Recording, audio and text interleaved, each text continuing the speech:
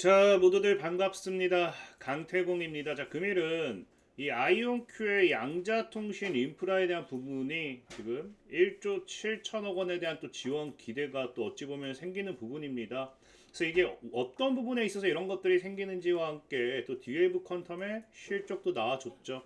이것도 함께 다뤄보려고 하니까 방송 전 늘 말씀드리는 여러분들의 좋아요, 구독하기, 댓글까지는 너무나 많은 힘이 된다라고 말씀드리면서 오늘 방송 시작해 보도록 하겠습니다. 자, 일단은 지금 양자 컴퓨터가 사실 굉장히 오늘도 분위기가 좋아요. 이게 분위기가 사실 좋으면 안 되는 거거든요. 안 되는 이유가 뭐냐고 하면은 이 양자 컴퓨터가 문제가 있다가 아니라 최근과 동일하죠. 그러니까 뉴욕 증시가 지금 다시 한번 불안정한 모습을 가져가고 있습니다. 반도체 같은 경우는 또 3% 정도 하락을 보여주면서 이 하락의 이유가 누구 때문이었다? 엔비디아가 급락했다라는 거죠. 그래서 최근에도 이제 여러분들 알다시피 이 AI 버블이다라고 하면서 엔비디아 뉴욕 증시 급락하면은 이 양자 컴퓨터가 같이 무너지는 건 정말 늘 흔한 일이었습니다. 그래서 실질적인 어제 같은 경우도 이제 엔비디아가 5% 정도대를 무너뜨려 주면서 전체적인 빅테크 기업들이 좀 버텨주긴 했지만 반도체 섹터들이 어쨌든 크게 무너지는 모습이었죠. 그러니까 지금 현재 시장이 어찌 보면 굉장히 불안해요. 엔비디아가 이렇게까지 빠진 이유가 사실은 뭐 없습니다. 최대 실적이 발표가 나왔지만 늘 실적 발표 이후에 오히려 빠지는 게 제가 어제도 얘기했다시피 뭐한다. 엔비디아가 지금 현재 자리가 굉장히 강한 저항이라고 했죠. 엔비디아. 그래서 어제 좀 돌파가 나와주면서 이게 올라가주면서 다시 뉴욕 증시를 견인해주면 좋았을 것 같은데 지금 보다시피 나스닥 지수와 엔비디아의 차트가 동일하게 움직이는 모습이에요. 동일하게 움직이는 모습이고 현재 이 박스권을 만들어 놓고서 이 저항대에서 무너진다라는 거는 지금 이 나스닥의 차트도 정확하게 어떻게 되고 있습니까? 그래서 박스권을 어느 정도 만들어 놓은 상태죠. 그리고 동일하게 무너뜨린다. 이 말은 지금 현재 제가 보는 관점은 시장이 아직은 상승에 대한 준비가 안 되어 있다라고 생각을 해요. 그래서 그 시장의 상승을 견인하는 게 엔비디아이기 때문에 오히려 엔비디아를 지금 하방으로서 눌러서 조정을 주면서 시장도 같이 조정을 주는 그런 모습이지 않나 싶습니다.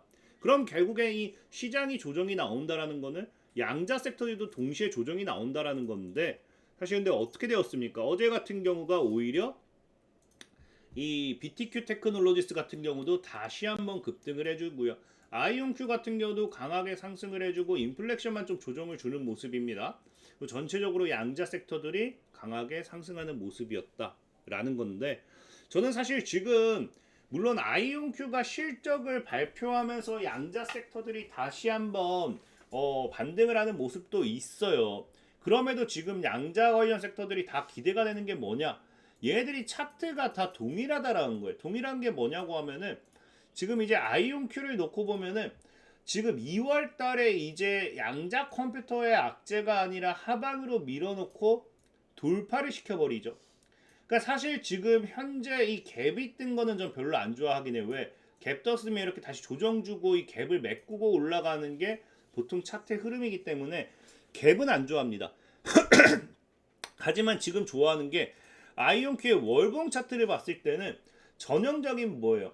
지금 이제 꼬리를 달아주고 말아 올리죠. 개인들의 물량을 싸그리 흔들어주고 이제 털어주고 이제 누군가는 저가 매수로 주워먹고 올리는 모습. 그러니까 한마디로 이제 속임수 패턴 같은 흔들기 모습이 차트에서 나온다라는 거거든요. 근데 이게 아이온큐만 나오느냐? BTQ 테크놀로지스도 2월 달 들어서 무너뜨리더니 쌍바닥을 다지고 돌파가 나오죠.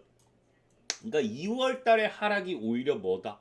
지금 여기서 이렇게 지켜주면서 반등이 나와준다고 하면 이런 하락이 우리가 주식에서는 속임수 패턴이라고 말해요. 속임수. 개인들을 털어주기 위한 속임수에 대한 하락이다. 그래서 뭐 실스크 같은 경우는 사실 애초에 뭐 2월 달에 큰 하락이 나오진 않았지만 전체적인 2월 이 이후로는 좀 지켜주는 모습이 나와주고 있고 그 다음에 이제 뭐 디웨이브 퀀텀 같은 경우도 2월 달 들어서 무너졌던 구간대를 다시 올려내기 시작을 하죠. 그러니까 속임수 패턴이 전체적으로 양자 컴퓨터들이 나와주는 모습들을 봤을 때는 정말 오히려 이게 개인들을 흔들어냈다. 특정 누군가를 흔들어냈다라고 하면은 이제는 뭘 기대할 수 있다. 앞으로도 상승에 대한 기대가 커진다라는 거거든요. 그래서 저는 오히려 뭐 한다? 양자 컴퓨터에 관련되어 있는 반사익에 대해서 좀 기대를 좀 해봐도 나쁘지 않다라는 거예요. 나쁘지 않다. 다만 그렇다고 해서 제가 지금 당장 양자에 대한 상승을 얘기하는 건 아니고, 제가 어제도 아이온큐 하면서 얘기했죠. 제가 보는 관점은 양자 컴퓨터가 5월달 넘어서 상승이 나올 거다라고 생각하는 게 1분기 실적 발표를 봐야 된다는 거죠. 왜?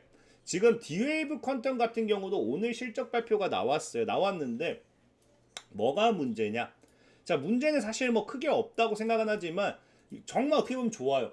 매출도 전년 대비 179% 증가했어요. 회계연도 총이익은 전년 대비 265% 증가했습니다. 근데 뭐 했냐고 하면요. 지난달 대비 오히려 주가는 어제 강한 상승을 나타내지 못했어요. 그 이유가 가이던스 대비, 예측치 대비해서는 크게 상승하지 못했다라는 거거든요. 어쨌든 긍정적인 건 진짜 매출 상승, 총이익도 상승했어요. 특히나 지금 보면 아시겠지만 현재 이 1분기가 사실은 더 기대가 되는 게 뭐냐? 지금 이제 이게 경고라고 보냐, 번역 때문에 좀 이게 잘못된 거고, 다른 것도 뭐 크게 뭐 신경을 써야 될 부분은 없고, 저는 이게 중요하다 생각해요.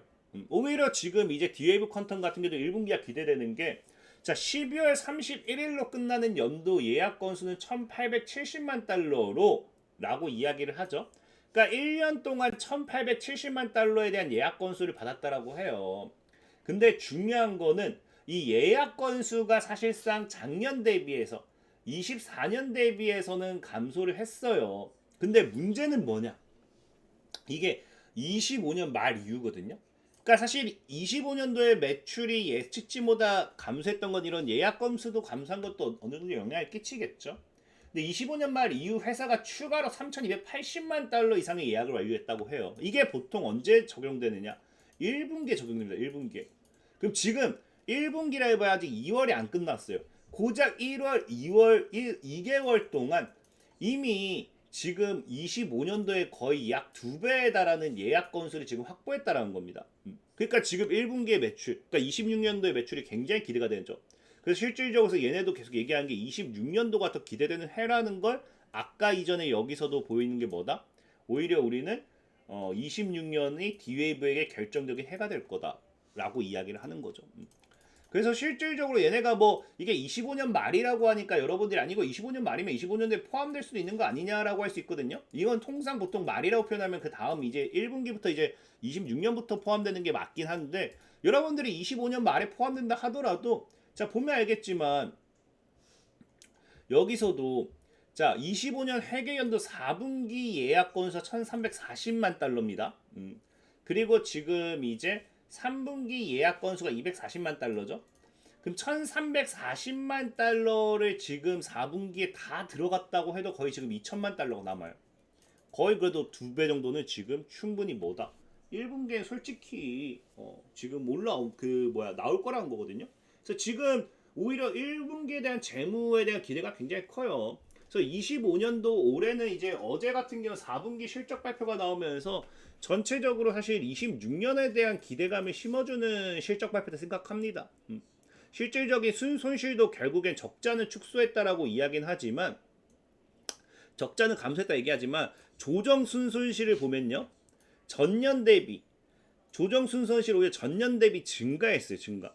이 말은 무슨 말이냐고 하면 결국에는 실제 이제 사업에 대한 손실 규모는 커지고 있다라는 거거든요. 조정 에비타 같은 경우도 오히려 손실이 증가했다.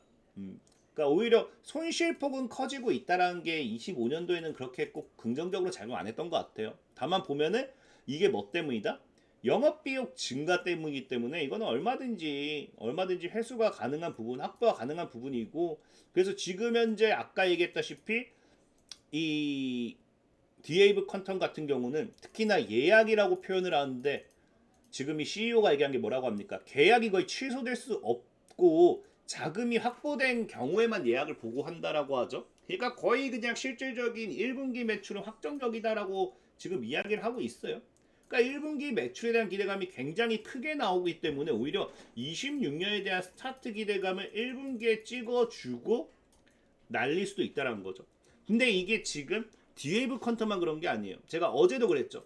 어제도 아이온큐 같은 경우가 사실상 굉장히 긍정적인 실적 보고임에도 불가능한 게 뭐다.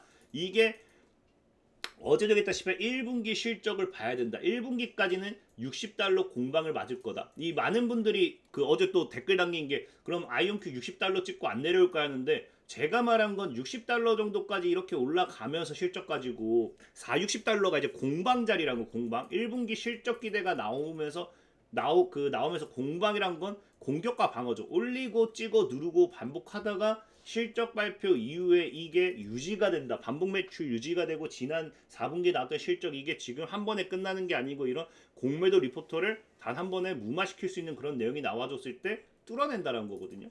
그러니까 아이온큐도 지금은 1분기 이후를 기대해봐야 되는데 디에이브 퀀텀도 그렇다는 거예요. 그러니까 양자 컴퓨터가 전체적으로 1분기 이후에 대한 기대감이 굉장히 커지는 추세라는 거고 특히나 아이온큐 같은 경우는 지금 또 오늘 1분기에 대한 기대가 또 커지는 게 뭐냐 제가 앞서 이제 1조 7천억 원 정도에 대한 지원 이야기를 했어요. 이게 다른 게 아니라 오늘 또 뉴스가 나왔습니다. 뭐가 나오느냐? 유럽에서 가장 큰 규모의 양자키 배포 네트워크 중 하나를 제공한다라고 하죠. 이게 다른 게 아니라 뭐냐? 이제 루마니아입니다. 루마니아. 그래서 이번에 이 아이온큐가 루마니아의 국가 양자통신 인프라를 구동하는 기술을 성공적으로 배포하게 되었고요. 그러면서 이 루마니아를 통해서 또 유럽의 하나의 유럽 속을 또 하나의 이제 배치가 되는 그런 부분이라 보면 좋아요. 그래서 유럽에 배치된 이 대규모 양자보안 통신 네트워크를 지원하게 돼서 자랑스럽다라고 이야기하면서 앞으로 보다 유럽 내 점진적인 확장성을 이야기를 하죠. 특히나 지금 이 루마니아에 배포된 게 현재 1500km가 넘는 36개의 양자보안 링크를 포함하고 있으며 이는 지금까지 유럽 지상 양자 통신 인프라의 20% 이상을 차지한다는 것은 굉장히 큰 규모를 차지하고 있다는 거예요.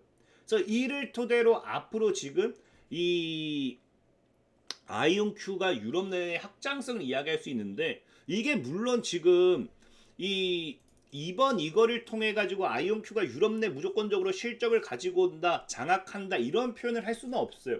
근데 그럼에도 우리가 기대를 할 수 있는 건 뭐가 있냐고 하면요. 유럽 같은 경우는요. 보통 이래 그 개개인보다는 공동 전략 프레임워크를 굉장히 많이 사용해요. 그래서 범유럽 단위의 공동 프로젝트를 가동하고요. 국가 간 상호 의존적 기술 생태계가 형성이 되어 있습니다. 그래서 개별 국가보다는 이제 파일럿과 레퍼런스가 모델화가 되고 특히 보안 같은 경우는 유럽 애들이 동시에 같이 사용하면서 인프라에 대한 표준화를 시키는 경우가 많아요. 그럼 이미 아이온큐가 20%가 넘는 부분에 있어서 유럽 내 시장, 루마니아의 루마니아긴 하지만 그게 유럽의 거의 20%를 차지한다라고 하면은 앞으로 추가적인 아이온큐를 기준으로서 유럽 내 이 시장이 확대될 확률이 굉장히 크다는 겁니다. 실질적인 아이온큐 같은 경우가 최근에도 뭐 했어요? 최근에도 제네바 퀀텀 네트워크 구축한다라고 하면서 스위스 제네바에서 도시 규모의 양자 네트워크 구축을 이미 성공을 완료했습니다. 그러면서 네트워크 관련되어 있는 부분 이걸 여기에다 구축을 해놨고 그 다음으로 이어진 게 뭐다? 루마니아라는 거죠. 그리고 추가적으로 꾸준하게 나올 수밖에 없는 게 결국에 제네바 이제 스위스를 통해서 루마니아를 통해서 이제 아이온큐 같은 경우는 어디로 들어갔냐? 유럽의 퀀텀 보안 생태계 안에 그냥 들어갔다라 보면 좋아요. 근데 이게 왜 중요하냐고 하면 아까도 얘기했지만 공동 프로젝트 느낌이기 때문에 이렇게 생태계에 한번 이름을 올리게 되면은 한번 참여한 기업 같은 경우는 다음 프로젝트도 또 참여하게 되는 게 자동으로 참여할 수 있는 그런 구조가 형성이 됩니다. 그래서 이제 아이온큐 같은 경우는 뭐에 대한 기대감이 생기냐? 지금 유럽이 뭘 하려고 해요? 2030년까지 유럽 컴텀 보안 이 인프라에 대해 있어서 10억 유로 이상이죠. 자금을 지금 지원한다고 하잖아요. 그래서 대륙양자 네트워크를 목표로 하는데 이 10억 유로가 우리나라 지금 원화가 1조 6,900억인가 그럴 거예요. 그러니까 약 1조 7천억이죠. 그러니까 여기에 대한 아이온큐에 대한 모멘텀이 생길 수도 있다는 거예요. 그러니까 지금 루마니아로부터의 1분기 뭐 실적도 반영되겠지만 이런 것까지 꾸준하게 지금 가지고 간다라고 하면요. 아이온큐도 정말 진짜 5월달 또 1분기 실적 발표 이후에 엄청난 또 모멘텀이 터지면서 주가 상승도 연기가 될 수 있다라는 점 좀 참고하시면 좋을 것 같다라고 말씀드리면서 오늘의 방송 마무리하도록 하겠습니다. 자, 지금까지 강태공이었고요. 그리고 마지막으로 제가 이제 이게 한국 주식이긴 해요.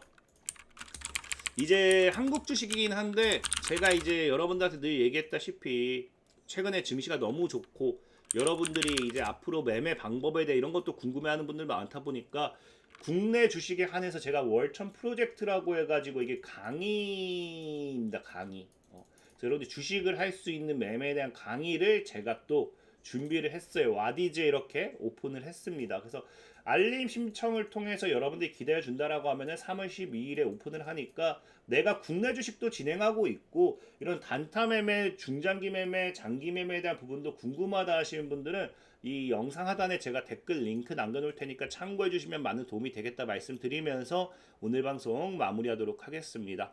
자, 지금까지 강태공이었고요. 여러분들의 좋아요, 구독하기, 댓글까지는 너무나 많은 힘이 된다 말씀드리면서 자, 모두들 안녕.